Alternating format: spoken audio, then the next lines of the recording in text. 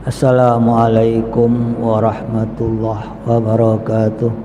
Alhamdulillah, segala puji kepada Allah yang berikan kepada kita nikmat iman, nikmat Islam. Semoga Allah tetapkan iman kita dan Allah kuatkan Islam kita.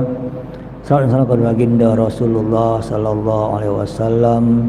Semoga Allah jadikan kita menjadi umatnya yang terbaik.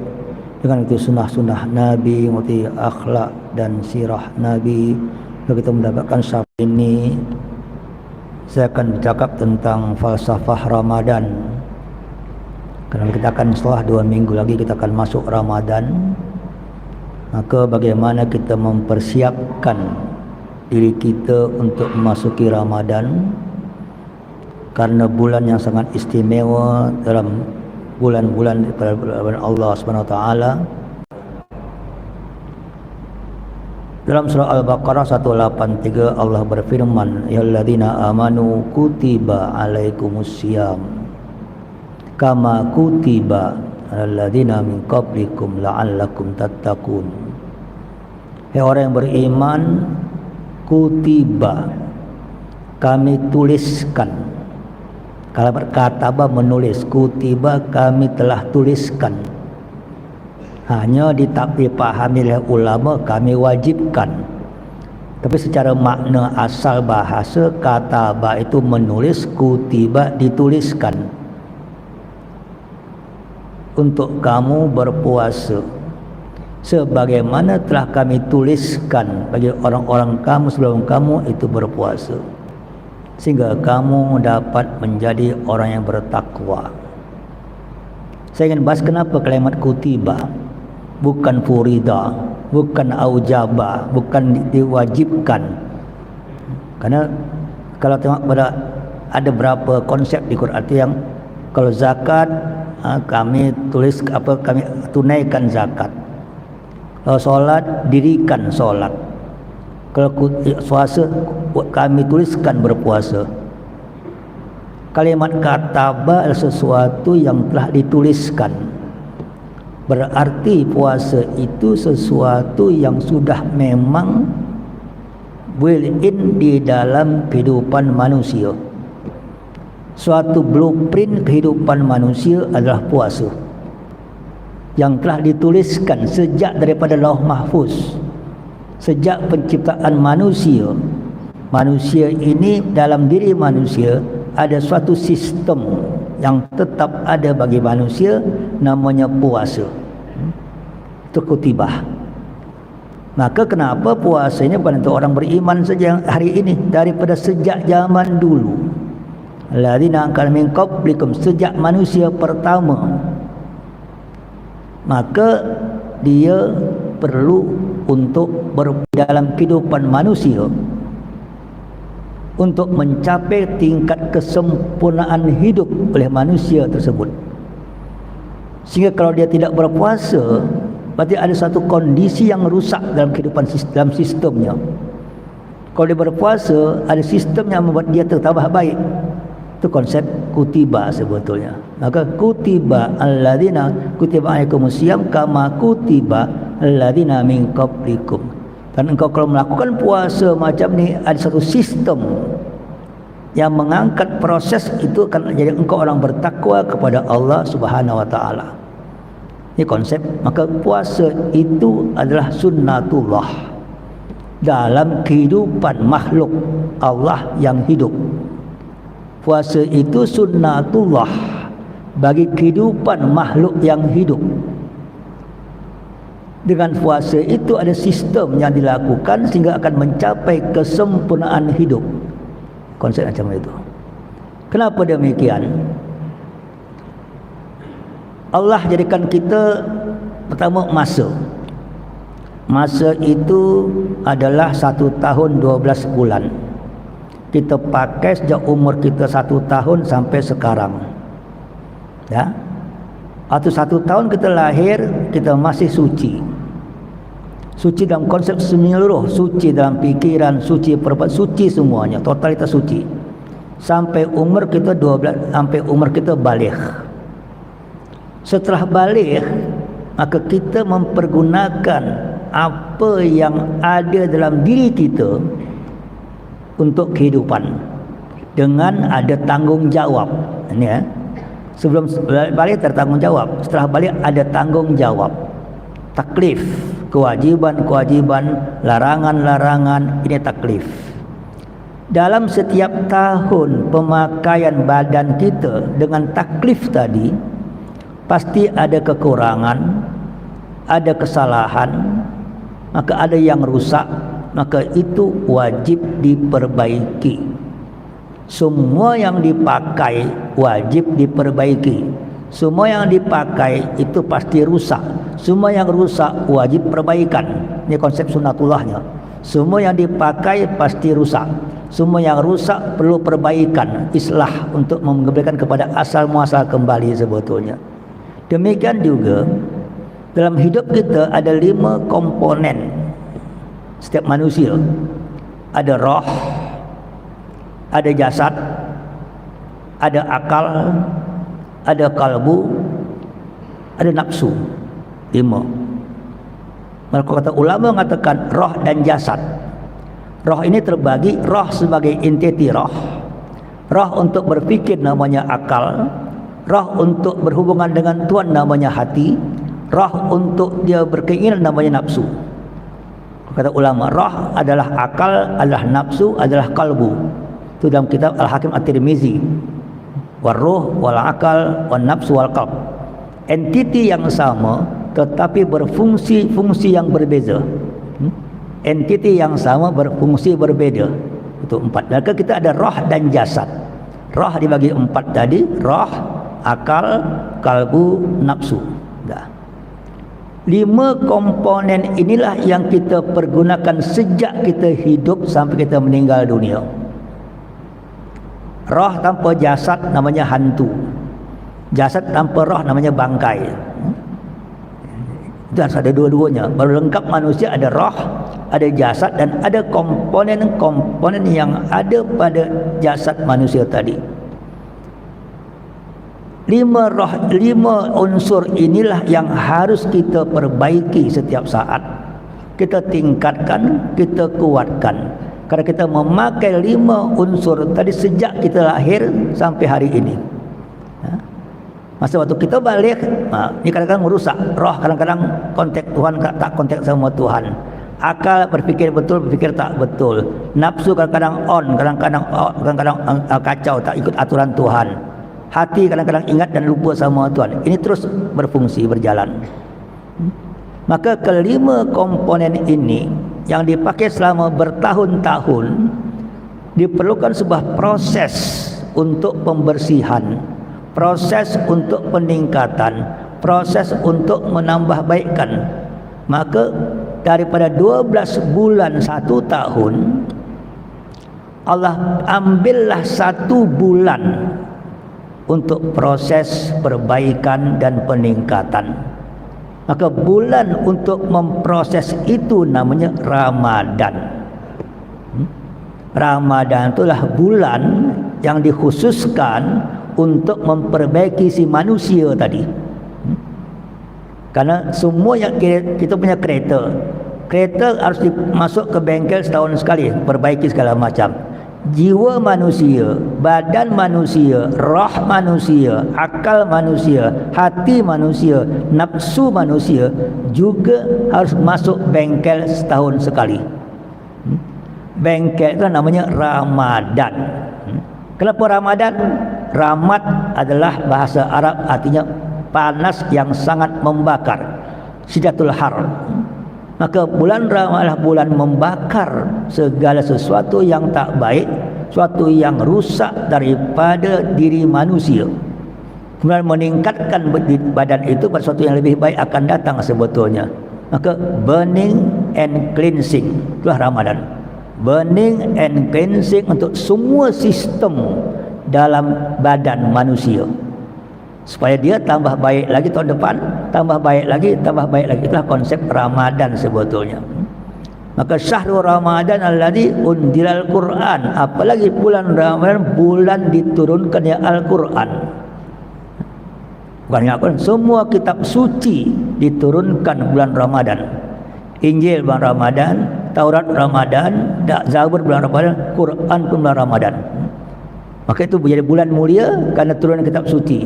Maka bulan karena turun kitab suci menjadi bulan untuk konsep bengkel manusia sebetulnya.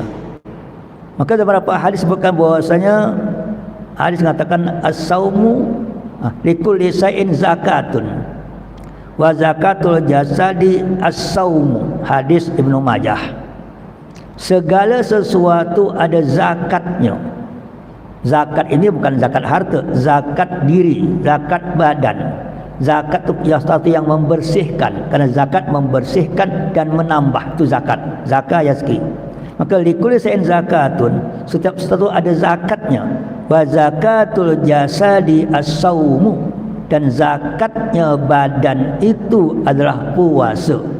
Hadis rawahu Ibnu Majah, hadis sahih. Jadi zakat badan itu puasa. Jadi sesuatu yang membersihkan badan itu adalah puasa. Kalau pada jasad, dan kita aku bahwasanya dengan puasa itu jasad tambah baik. Ada sebuah buku sangat penting, The Miracle of Fasting, sebuah buku dari Pusat Kesehatan California, The Miracle of Fasting. Itu membuktikan bahwasanya proses puasa 30 hari itu akan membersihkan badan kita daripada semua toksit yang masuk selama setahun. 30 hari puasa membersihkan toksit selama setahun. Itu maka soal sini aslikulli shay'in az-zakat wa zakatul jasad as-saum. Maka zakat apa puasa untuk membersihkan badan kita. Hadis yang kedua, sumu tasihu. Berpuasalah kamu maka kamu akan sehat. Hadis At-Tabrani. Sumu tasihu. Puasa kamu akan sehat. Tadi puasa untuk menyehatkan, menguatkan. Tambah yang ketiga, as-siyamu junnah. Hadis Sahih Bukhari. As-siyamu junnah. Puasa itu adalah benteng. Puasa itu adalah kekuatan sebetulnya. Kekuasaan itu adalah pertahanan. Maka daripada hadis kita bahwasanya puasa itu untuk membersihkan, juga untuk menyehatkan, dan juga untuk jadi benteng bagi kehidupan. Itu konsep puasa sebetulnya. Maka kenapa dalam Islam untuk melakukan puasa yang begitu hebat fungsinya tadi, maka diperlukan sebuah amalan-amalan dalam puasa. Kalau kita masuk ke puasa, pertama masuk puasa itu malam. Masuk Ramadan dengan malam, bukan dengan siang. Kan sebaik awal Ramadan, malam Ramadan, itulah masuk bulan Ramadan. Besok baru berpuasa, bukan malam berpuasa. Kenapa Allah tak buat malam berpuasa, hanya siang? Karena ada fungsi puasa yang tak dapat dilakukan di malam hari. Fungsi puasa itu akan terbaik pada waktu siang hari sebetulnya. Kenapa? Kalau malam hari engkau puasa, engkau tidur, tak ada apa nilai puasa. Kalau siang hari engkau puasa, engkau bergerak, engkau aktif, engkau di masyarakat, maka ada nilai puasa untuk menahan nafsu engkau sebetulnya. Itu konsepnya sebetulnya.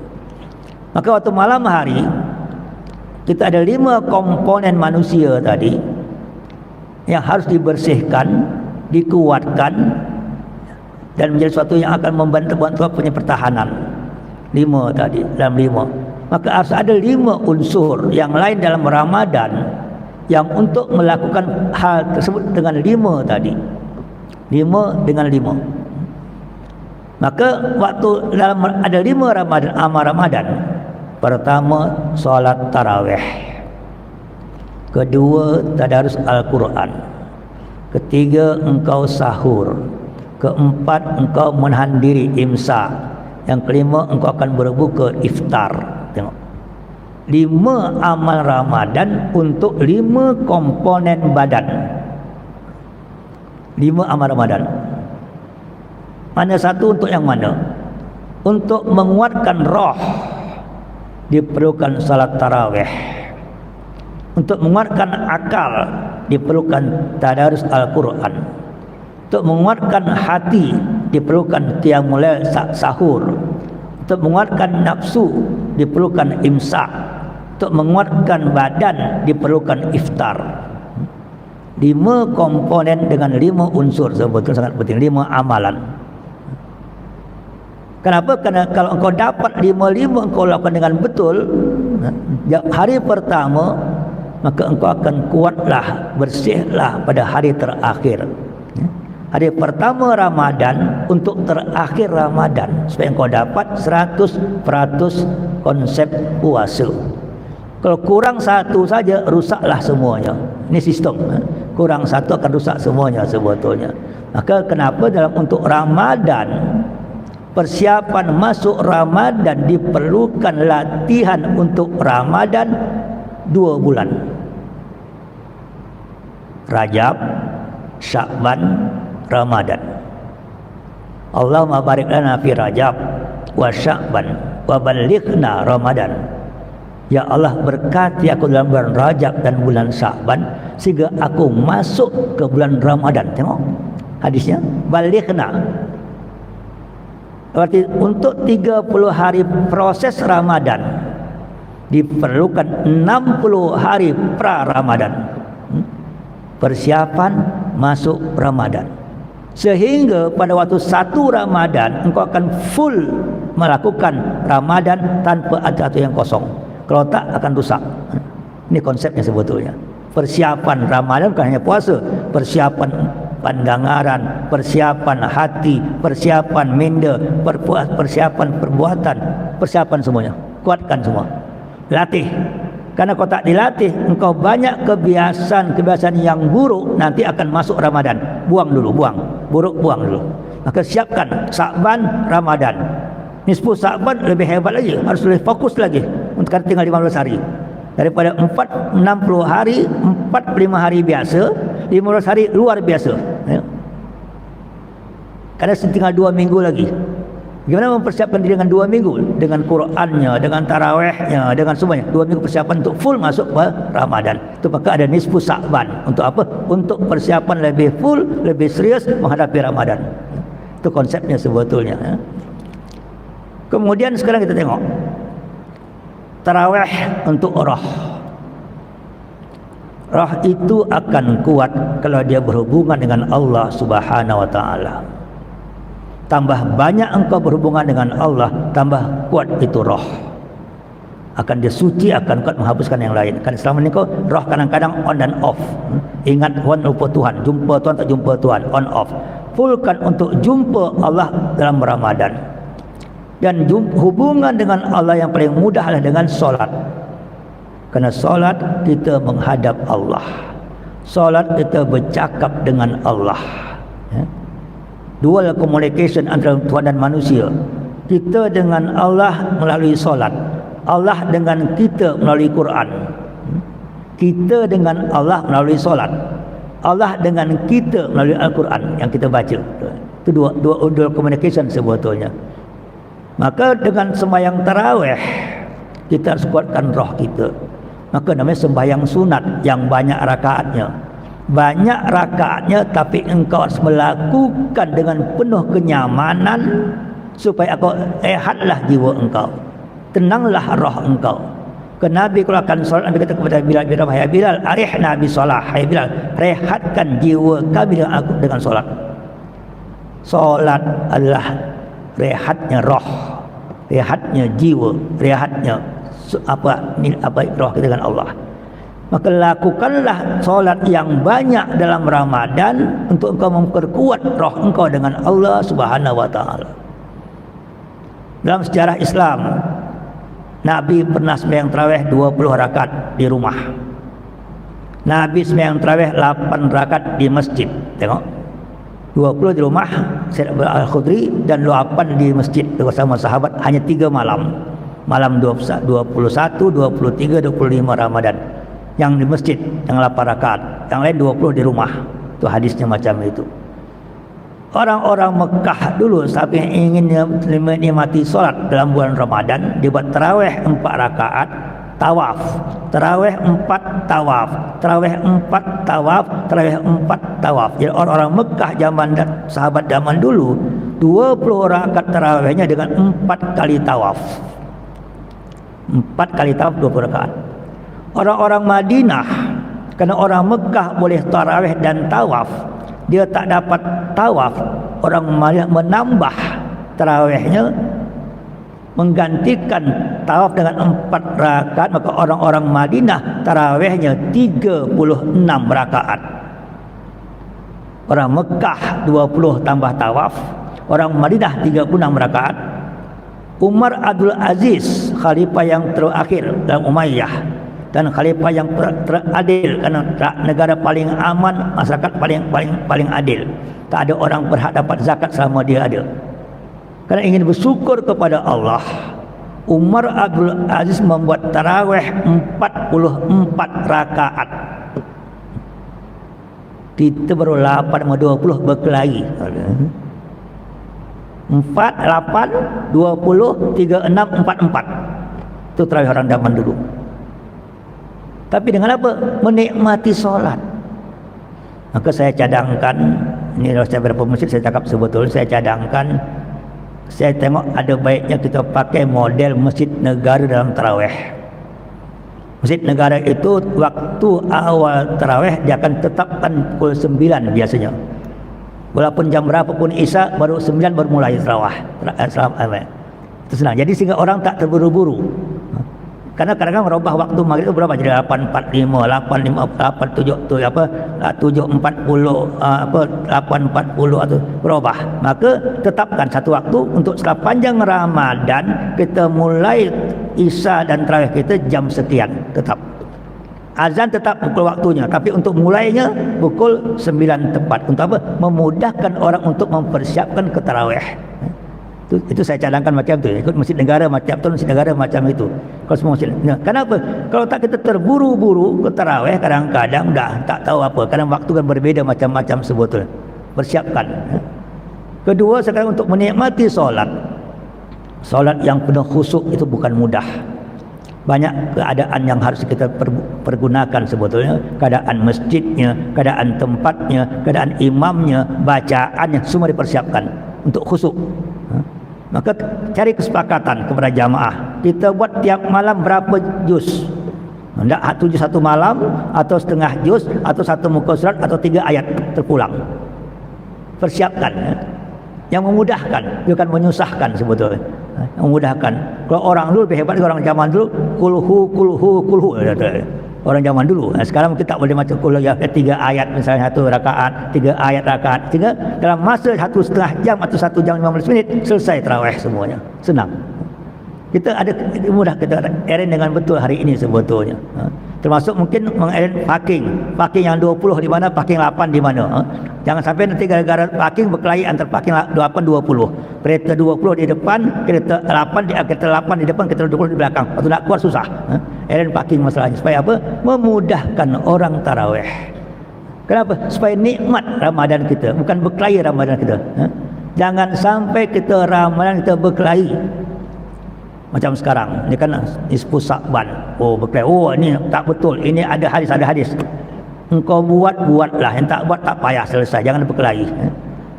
Karena dalam hadis Nisfu Sa'ban, Allah berikan ampunan kepada semua orang kecuali syirik, bertengkar, seputus satu rahim, dan durhaka. Untuk syirik dan durhaka susah. Jarang orang dapat ini buat ini. Dua ini tapi putus silaturahim dan durhaka dan bertengkar sangat mudah hari ini. Engkau tak nak puasa, tak payah puasa. Engkau puasa, buat puasa. Jangan kau kata yang puasa salah. Bertengkar kau habis tak dapat ampunan Allah. Kalau kau bertengkar tak dapat ampunan Allah. Hati-hati ya. Maka saya tolong jaga. Kalau ini mulai malam ini, mulai malam tadi sampai akhir raya nanti banyak bertengkarnya kita. Bertengkar di puasa tak puasa, bertengkar awal Ramadan, bertengkar masalah macam-macam. Kita bertengkar masalah berkelahi, masalah nak cari mana tempat yang ada tiang tak ada tiang. Macam-macam godaan setan. Macam-macam godaan setan dalam Ramadan. Walaupun tak ada setan diikat, hawa nafsu masih ada. Hati-hati. Persiapkan amal engkau dengan tenang, tanpa pertengkaran, dengan kedamaian, dengan ukhuwah. Memang berat. Solat macam itu, solat yang tenang, yang mudah, yang tak macam-macam. Kau nak baca salawat yang tenang, tak teriak-teriak segala macam. Kadang-kadang kita salawat yang teriak-teriak, lakukan dengan mudah dan hikmah. Jangan lakukan dengan emosi dan macam-macam kesombongan kadang-kadang. Dah. Ini konsep pertama, bagaimana kita tarawih yang menguatkan roh kita, menguatkan hubungan kita dengan Allah Subhanahu wa taala. Ini solat tarawih, solat rehat. Tarawih itu jamak min tarwiyah, ni rehat, solat rehat. Rehatkan jiwa engkau, rehatkan hati engkau dengan tarawih. Naik kedua, tadarus. Tadarus adalah untuk menguatkan akal dan minda kita. Jadi kenapa otak ini rusak dengan macam-macam virus? Ada virus politik, ada virus komersial, ada virus macam-macam virus dah masuk sini.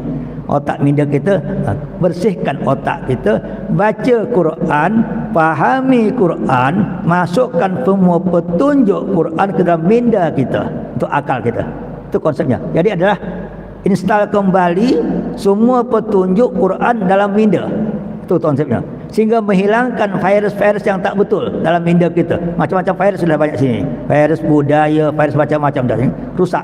Maka install ulang Quran dalam minda kita dengan tadarus Al-Quran. Darasa yudarisu tadarusan. Artinya belajar, mempelajari Al-Quran. Bukan hanya baca sama-sama Al-Quran. Itu namanya tilawah jamaah gitu, bukan tadarus. Tadarus itu adalah membaca bersama-sama, mengkaji bersama-sama makna Al-Quran. Tolong mulaikan. Jadi baca tadarus dengan tenang. Kalau boleh selama bulan puasa engkau baca satu khatam Quran, tapi sambil tambah lagi selama bulan puasa cari satu surah atau cari satu juzuk untuk fahamkan Al-Quran. Satu baca saja, baca okey, dapat 30 juzuk. Ambil satu juzuk atau satu surah untuk engkau fahamkan apa yang kau baca, baik ayatnya, baik maknanya, baik tafsirnya. Ambil. Supaya kata ada peningkatan. Saya biasanya kalau puasa di masjid Kampung Tungku, ada tiap bulan tu kita satu ambil satu surah. Tiap Ramadan satu surah ambil apa? Berapa? Bulan ini ambil satu surah, cukup tadabbur. Tadabbur. Jadi baca saja namanya tilawah. Baca dengan makna namanya qiraah. Baca dengan makna dan bagaimana aplikasi namanya tadabbur. Tengok. Kita mesti tilawah atau qiraah atau tadabbur. Tengok. Ini konsep sangat penting dalam memahami Al-Quran. Supaya semua petunjuk Al-Quran, kalau perlu waktu engkau baca Quran, waktu orang sedang baca Quran, engkau juga baca, mensimak, engkau baca aja dalam handphone mudah, pakai aja terjemahan. Waktu orang baca engkau faham artinya. Atau orang lain sedang baca, engkau boleh faham makna yang dibaca. Dengan apa? Di handphone kadang mudah, engkau ada Quran secara mushaf, secara terjemahan ada. Tengok, selesai. Mudah sekarang sebetulnya bagi saya untuk memahami Al-Quran. Kerana alat handphone dah cukup dengan install Al-Quran, aplikasi Quran sangat banyak hari ini sebetulnya. Anda aplikasi tafsir, tinggal tekan lagi ada keluar tafsirnya kadang-kadang. Mudah. Nah, kalau seorang sedang baca, engkau pahami maknanya. Orang sedang, sehingga betul ramalan nanti kau akan dapat poin-poin penting hidup untuk kehidupan dari Al-Quran. Kalau Abul Ala Al-Maududi membaca Quran, dia akan siapkan di samping Qurannya buku untuk mencerekod apa yang perlu dia baca pada Al-Quran. Dia akan catat satu-satu, catat. Atau buat bagi stabilo, bagi untuk landmark tu buat. Oh, ini penting, baca buat ini, tulis. Buatnya. Tak apa, Quran tak salah kalau kita tuliskan macam-macam tatitan di Quran, tak salah. Bukan satu yang haram sebetulnya untuk memahami Quran. Ada kawan saya di Indonesia, tiap tahun dia ganti Quran. Sebab tiap tahun Quran yang dibaca penuh dengan coret-coretan.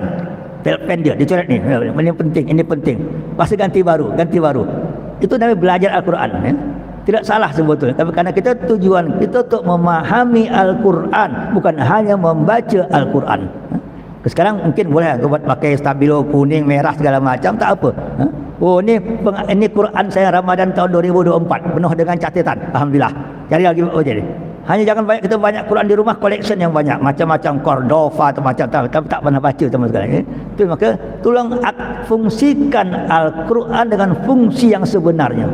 Apa? Sebagai sumber petunjuk Allah dalam kehidupan kita hari ini. Itulah tadarus Al-Quran sebetulnya. Untuk apa? Supaya akal kita akal Qurani, minda kita minda Qurani lepas Ramadan. Itu penting macam itu, konsep macam itu sebetulnya. Tengah malam kita ada sahur, ada namanya sahur. Sahur itu cara makna berjaga di tengah malam, bukan makan malam sebenarnya. Sahur itu berjaga tengah malam. Untuk apa? Untuk kau dekatkan hati engkau dengan Allah Subhanahu wa taala. Wa yastaghfiruna fil ashar. Mereka beristighfar pada waktu sahur. Jadi sahur itu adalah kau berqiyamul lail tengah malam, bermunajat dengan Tuhan, istighfar dengan Tuhan, baru kau makan sahur. Sebab bangun sahur, munajat dengan Allah, tahajud dulu, qiyamul lail, hubungkan diri kau, apa saja hati kau tak tenang, jumpa Allah, connect dengan Tuhan.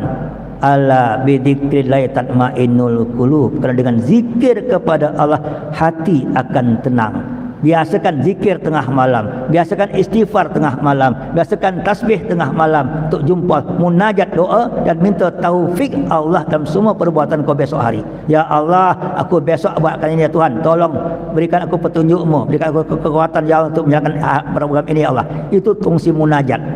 Kau bercakap sama Allah tengah malam, merancang masa depan engkau, merancang hebat hari engkau besok hari. Kau minta taufik dan petunjuk kepada Allah sehingga akan melakukan semua kegiatan esok hari dengan petunjuk Allah dan taufik kepada Allah Subhanahu wa taala. Itulah konsep daripada sahur sebetulnya.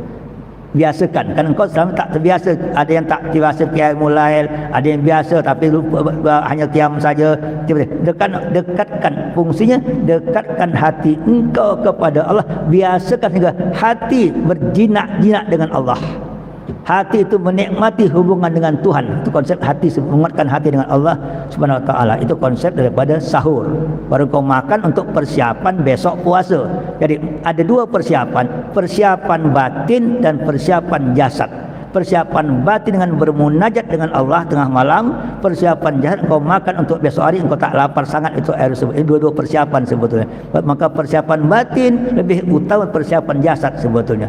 Kerana kau akan hati kau dekat, yakin dengan Allah, dekat dengan itu kunci ketenangan jiwa ya. Dekat dengan Allah, yakin dengan Allah itu kunci ketenangan hidup sebetulnya. Ini yang banyak orang lupa kadang-kadang ya. Ini konsep macam itu. Baru akan masuk subuh, kita ada imsak. Fajar itu imsak. Imsak yang saya maksud, imsak sejak pada fajar, menahan diri pada makan, minum dan segala yang merusak puasa. Bukan imsak waktu imsak ya. Imsak tu waktu imsak. Waktu imsak masih boleh makan aja sebetulnya. Itu hanya waktu persiapan supaya imsak akan datang. Waktu imsak 10 minit sebelum subuh biasanya. Itu hanya persiapan, dibolehkan. Tapi maksudnya imsak tu kau menahan diri, tahan daripada makan dan minum satu. Yang kedua, tahan daripada segala sesuatu yang merusak puasa engkau. Walaupun tak membatalkan. Apa? Pandangan, penglihatan, perbuatan, perkataan, pikiran, hati. Ini harus tahan. Tahan pendengaran apa yang didengar, engkau harus betulkan. Jangan sampai ada satu pun yang lara, yang maksiat, yang dosa, yang tak berguna. Ini harus tahan semuanya. Ini menahan nafsu, mengawal nafsu dalam kehidupan. Maka ini lebih susah. Karena kalau engkau hanya berpuasa saja tanpa menahan macam ini, puasa tidak batal, tapi pahala tidak dapat. Ingat ya. Kalau engkau makan minum tak makan tak minum, tapi masih berkata yang tak betul, mendengar yang tak betul, melihat yang tak betul, puasa tidak batal, tetapi pahala tidak dapat. Jangan sampai kosong.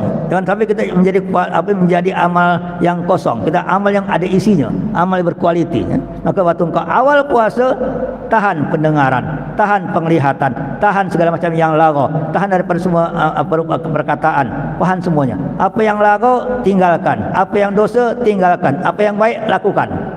So yang semua yang lara, yang semua yang negatif off. Semua yang positif on. Itu untuk dalam bulan puasa. Kenapa? Karena semua yang positif itu nilainya 70 kali daripada bulan yang lain. Tengok. Maka motivasi beramal sangat tinggi. Maka kalau saya terlampau puasa hanya siang hari, bukan malam hari. Dan siang engkau dengan siang melatih diri engkau, mengawal diri daripada segala macam. Engkau berkata tanpa, engkau bekerja tanpa berkhianat, engkau berkata tanpa menipu. Itu susah.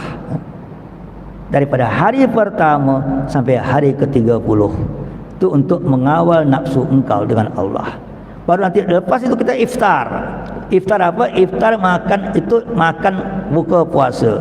Untuk apa? Untuk menyihatkan badan engkau setelah 1 hari engkau puasa tak makan tak minum, hilanglah semua kotoran toksin dalam badan, atau engkau buka puasa yang baik, bergizi, yang buat engkau kuat, bukan buat engkau macam-macam. Ini juga sama. Iftar yang betul, iftar yang sehat dan menyehatkan. Iftar yang betul-betul ada nilainya. Maka Nabi pakai kurma 3 biji, kadang kurma nilai kurma. Tapi kita kurma 3 biji, nasi 3 pinggan. Kadang-kadang iftar itu tidak membentuk engkau menahan nafsu, malah iftar malah membuat balas dendam kalau nafsu. Ini yang kacau ni. Masuk keluar 1/30 toksid, tapi yang masuk 10 toksid baru. Toksid merah, kuning, hijau semua tu. Maka tolonglah iftar yang sederhana, iftar yang biasa, bukan berlebih-lebihan. Tolong saya kata. Jangan sampai bajet Ramadan tu mengalahkan bajet hari biasa. Hari ini makan 2 kali buat Ramadan, tapi bajet lebih banyak daripada hari biasa. Tengok. Hari biasa 3 kali, kalah bajetnya semuanya. Kenapa? Kita sudah nafsu, kita kawal untuk makan. Tolong saya kata, perhatikan ini, kerana kita untuk jadi orang yang zuhud. Latihan zuhud sangat penting. Kalau tak, kau akan sibuk dengan kemewahan makanan, kemewahan hidup segala macam.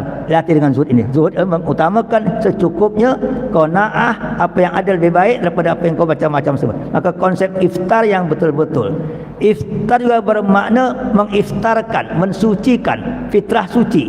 Iftar mensucikan. Jadi 1 hari kau daripada malam tadi tarawih, tadarus, kemudian sahur, imsak, iftar, berarti 1 hari telah iftar. Suci badan engkau, suci roh engkau, suci akal engkau, suci nafsu engkau, suci badan engkau. 1/30 atau iftar.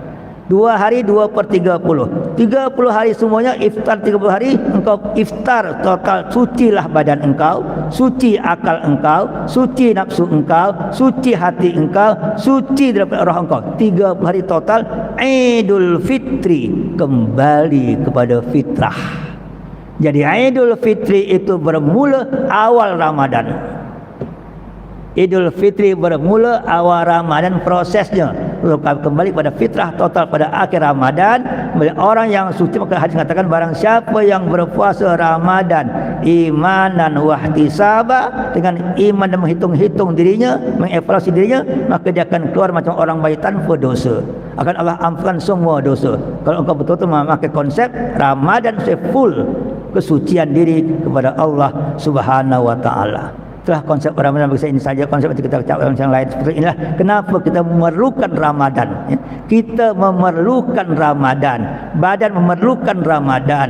Akal memerlukan Ramadan untuk apa? Mensucikan diri kita total. Suci dan kuat menghadapi tantangan tahun depan, lebih kuat lagi kita. Karena kita sudah ada persiapan diri kita dengan Quran, dengan tarawih, dengan iftar, dengan imsak dan dengan sahur sebetulnya. Itulah konsep la'allakum tattaqun. Kalau engkau dah betul-betul suci, engkau akan bertakwa. Konsep di sini akan karena ada proses yang kau jalani, proses menuju ketakwaan kepada Allah Subhanahu wa taala sebetulnya. Wa ilman fa'una wa jana ulman tanfa'una, maka haqqan wa jana tiba'ah batila wa anta nastaghfiruka. Wassalamualaikum warahmatullahi wabarakatuh.